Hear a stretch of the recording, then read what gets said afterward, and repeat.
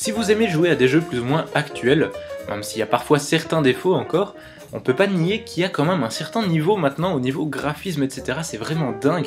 On fait des trucs plutôt réalistes, même très réalistes.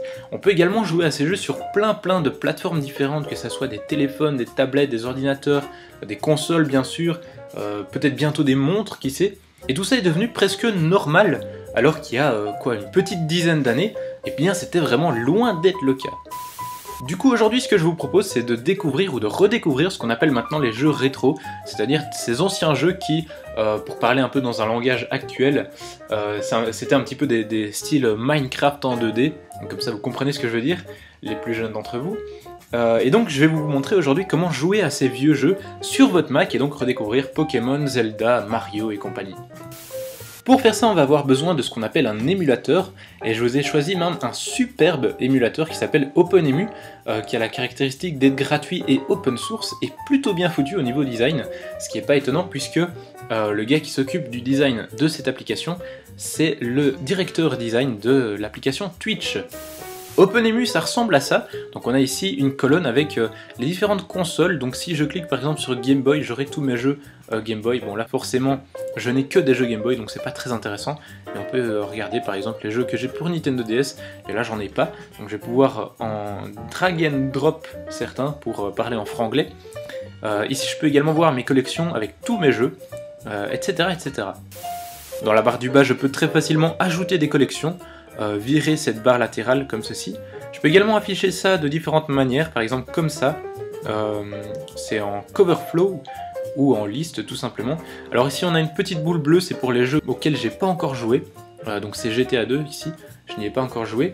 Pour les autres, eh bien j'y ai ajouté des petites étoiles, des petites notes en étoiles comme ça, pour dire si j'aime ou j'aime moins. On peut également faire une petite recherche, ça c'est surtout intéressant si j'avais beaucoup de jeux dans ma liste. Et ici on peut redimensionner les petites pochettes. Deux petites parenthèses par rapport au jeu. La première concerne la légalité de la chose. Alors forcément pour jouer à ces jeux il va falloir les télécharger puisque vous n'avez pas de port sur votre Mac pour insérer des petites cartouches pour Game Boy ou pour des autres consoles, donc il va falloir les télécharger. Alors comment savoir si vous pouvez les télécharger légalement ou bien si c'est illégal? C'est très simple, pour que ça soit légal il faut que les jeux que vous les ayez en physique, donc que vous les ayez physiquement quoi. Donc par exemple ici, Pokémon Rouge, juste ici, eh bien je l'ai pour mon Game Boy, j'ai la cartouche chez moi, donc je peux le télécharger, c'est totalement légal, il n'y a aucun problème. Si j'avais téléchargé Pokémon Bleu par exemple, eh bien celui-là je ne l'ai pas physiquement, donc ça aurait été un téléchargement illégal. La deuxième petite parenthèse, c'est que ici, vous ne le voyez pas, mais en fait quand vous téléchargez l'émulateur OpenEmu, eh bien vous aurez avec un pack d'une dizaine de jeux, je pense, auxquels vous pourrez jouer gratuitement et légalement, même si vous ne les avez pas, puisque dans ce cas-là, eh bien ce sont des jeux qui n'ont pas de copyright, donc vous pouvez y jouer sans aucun problème. Ce qui est vraiment cool avec OpenEmu aussi, c'est que vous pourrez bien sûr jouer à ces jeux avec votre clavier d'ordinateur, mais vous pourrez également configurer des manettes de jeu, par exemple une manette de PS4 si vous voulez, vous pourrez la connecter à votre ordinateur et vous pourrez jouer grâce à cette manette. Alors pour faire ça, déjà je vous mettrai dans le fichier zip de la vidéo, vous aurez un petit fichier info dans lequel vous retrouverez toutes les manettes qui sont compatibles avec OpenEmu. Et ensuite pour les configurer, il va falloir aller dans les préférences, juste ici. Voilà, ensuite on va choisir notre console, donc moi je vais prendre ma Game Boy. Voilà, et alors ici, moi je vais choisir mon clavier, mais vous pourrez connecter par exemple, comme je vous le disais, votre manette de PS4 ou même de PS3, et vous sélectionnerez alors cette manette dans la liste juste ici pour la configurer.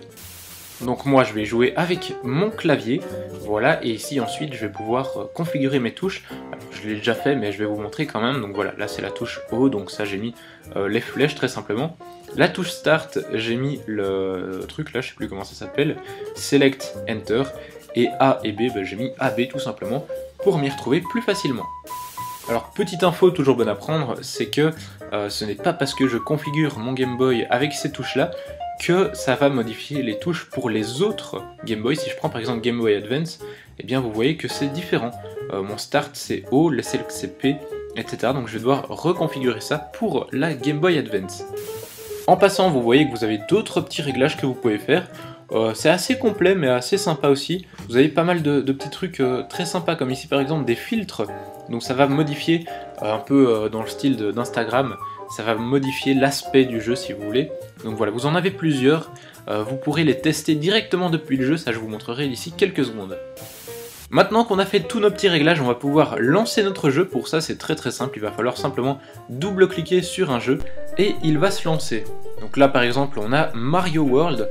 Alors comme vous l'avez vu, moi j'ai configuré les touches A, B et les flèches, et donc je vais pouvoir jouer avec ces touches A, B et les flèches et le Enter et compagnie. Alors si je bouge ma souris, j'ai une barre ici qui apparaît dans laquelle je vais pouvoir gérer le volume par exemple. Je vais pouvoir mettre également mon jeu en plein écran, comme ceci, ou sortir du plein écran également.